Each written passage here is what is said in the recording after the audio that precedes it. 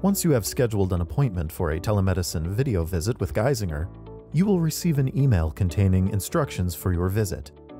The email will be from Geisinger Health with the email address noreply@visitnow.org. Please open this email and click the green Enter Waiting Room button. You will be directed to the check-in screen.